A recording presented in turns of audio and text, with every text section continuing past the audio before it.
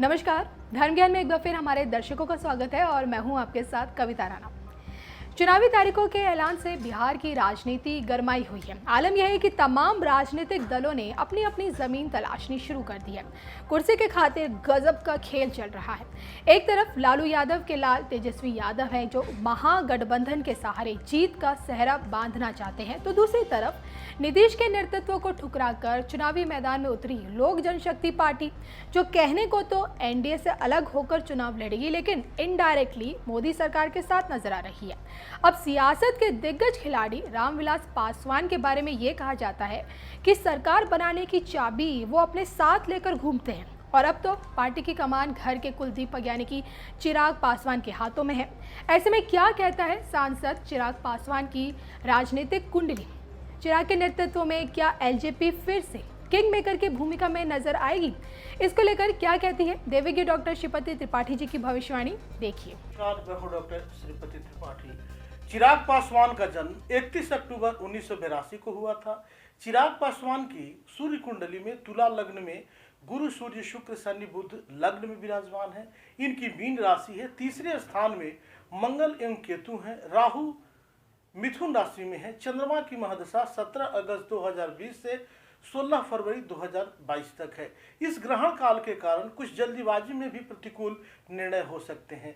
चिराग पासवान ने पार्टी की बैठक में साफ तौर पर अपने मुख्यमंत्री बनने की महत्वाकांक्षा को जाहिर करते हुए कहा था, मैं एक दिन मुख्यमंत्री बनना चाहता हूं। रामविलास ने बेटे का साथ देते हुए कहा था कि वे चिराग के हर फैसले का समर्थन करते हैं। लोजपा ने चिराग पासवान को विधानसभा चुनाव में नीतीश कुमार और जदयू से अलग होने पर फैसला करने के लिए अधिकृत किया है।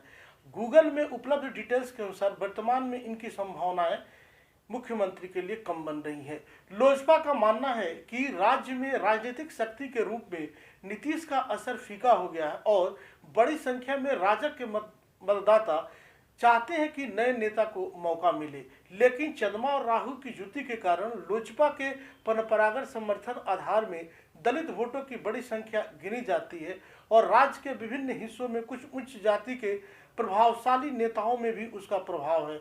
एक साल से बिहारी फर्स्ट के माध्यम से उठाए गए मुद्दों पर एलजेपी पीछे हटने को तैयार नहीं है। नीतीश के नेतृत्व को नकार कर बिहार चुनाव लड़ना, यह इनका निर्णय इनकी पार्टी के लिए उपयुक्त संख्या के लिए काफी कठिन साबित हो सकता है। यह निर्णय सही नहीं रहेगा। रामविलास पासवान की कुंडली मकर लग्न कन्या राशि की है। बुध की महादशा में सूर्य की अंतर्दशा है। बुध छठे स्थान अर्थात रोग स्थान में के स्वामी है। सूर्य भी अष्टम भाव के स्वामी होकर रोग भाव में है। स्वास्थ्य संबंधित दिक्कतों का सामना करना पड़ सकता है। रामविलास पासवान जी को बिहार चुनाव में प्रचार करने में इनकी भागीदारी बिल्कुल कम रहेगी। अगर लोजपा ज्यादा सीटें नहीं जीत सकी तो भी जदयू यानी नीतीश कुमार का काम इतना बिगाड़ ही देगी कि उनका उबरना आसान नहीं रहेगा। मतलब साफ है, लोजपा जीते या हारे खेल नीतीश कुमार का खराब होगा और लड्डू जो है किसी और के पाले में जाएगा। फरवरी 2005 के चुनाव में भी लोजपा ने लालू राज के प्रति लोगों की नाराजगी का फायदा उठाते हुए राजद को बड़ा नुकसान पहुंचाया था। तब लालू यादव के शासन के 15 साल पूरे हुए थे और लोगों में एक स्वाभाविक नाराजगी थी। अब नीतीश राज के 15 साल पूरे हो रहे हैं। एलजेपी के सांसद और मुखिया रामविलास पासवान के बेटे चिराग पासवान का नाम बिहार के सियासी पटल पर तेजी से उभरते राजनेताओं में शामिल है। बहुत कम समय में चिराग पासवान ने राजनीतिक गलियारे में अपनी जगह बनाई है। एक युवा नेता के रूप में, एक संगठनकर्ता के रूप में और मौके को भांपकर तेजी से फैसले लेने की अपनी क्षमता के बल पर बिहार में सियासी रूप से तेजी से अपना कद बढ़ा रहे चिराग पासवान किंग मेकर की भूमिका में बहुत कम नजर आएंगे।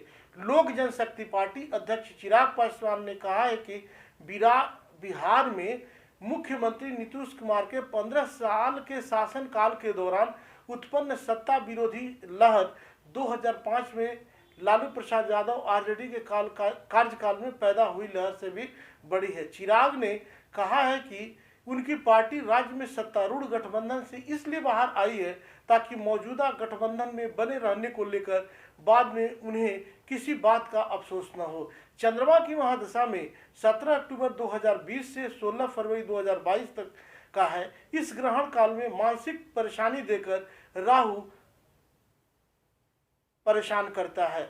वर्तमान में समय इनके पक्ष में नहीं चल रहा है और इनका निर्णय जो है हो सकता है पार्टी के लिए सही न हो, परेशानियों वाला हो। तो समय को देखते हुए ध्यान देते हुए ग्रह दशाएं, उपलब्ध ग्रह दशाओं के आधार पर अभी समय इनके पक्ष में है और आने वाले समय में ये दूर दूर तक मुख्यमंत्री बनते नजर नहीं आ रहे हैं और पार्टी की भी स्थिति जितनी सुदृढ़ होनी चाहिए वो भी नहीं दिख रही है। तब तक के लिए दीजिए मुझे इजाजत, मिलते हैं अगले वीडियोस में। तब तक के लिए नमस्कार, जय माता दी, वंदे मातरम। नहीं देखिए, नेगोशिएशन की कहीं पे बात ही नहीं थी। मैंने शुरू से इस बात को मैंने बहुत प्रमुखता से रखा हुआ था कि मेरे लिए Bihar first, Bihari first vision document जो हम लोगों ने लोक जनशक्ति पार्टी की तरफ से तैयार किया और इसको मैं लंबे समय से मैं इस पर काम कर रहा हूँ। पूरे प्रदेश भर के हर एक जिले में घूम कर लगभग 4 लाख से ज़्यादा लोगों से सुझाव लेकर मैंने इस डॉक्यूमेंट को मैंने तैयार किया और मुझे प्रेरणा मुझे प्रधानमंत्री जी से ही मिली है। जिस तरीके से पिछले 6 साल से वो देश का नेतृत्व कर रहे हैं और हर क्षेत्र हर वर्ग को दिमाग में रखकर वो योजनाओं को सामने लेकर आते हैं, उन्हीं से ही प्रेरणा लेते हुए मैंने इस विजन डॉक्यूमेंट को मैंने तैयार किया। और मेरी एक सिंपल सा मेरा सुझाव था, मेरी मांग थी कि अगली जो भी सरकार बने उसमें ज़रूर Bihar first, Bihari first vision document को इनकॉर्पोरेट करना चाहिए। जो आप नेगोशिएशन की बात कर रहे हैं, ईमानदारी से कभी सीटों को लेकर निरंतर मीडिया में मैं अपने बारे में भी सुनता रहा, दबाव की राजनीति कर रहे हैं, दबाव की राजनीति कर रहे हैं, ज़्यादा सीटों के लिए राजनीति कर रहे हैं। कौन सी ज़्यादा सीटों के लिए मैं राजनीति करूँगा? जो मेरे अगर हक की सीटें हैं, अगर मैं उनको मांगना दबाव की राजनीति है तो ये परिभाषा मेरी समझ के परे है। 2015 में जितनी सीटों पर मैं चुनाव लड़ा था, अगर उससे ज़्यादा मैं सीटों की मांग करता तो मैं समझ में आता कि मैं दबाव की राजनीति कर रहा हूँ। और सबसे मुख्य बात, द मोस्ट इंपॉर्टेंट थिंग, सीटों पर अगर मैं बात ही करता तो आप बोलते कि भैया आप दबाव की राजनीति कर रहे हैं। सीटों पर कोई बात नहीं। मैंने इस बात को कहा है कि Bihar first, Bihari first vision document को इनकॉर्पोरेट करना चाहिए। मेरा विश्वास नहीं है 7 निश्चय पर।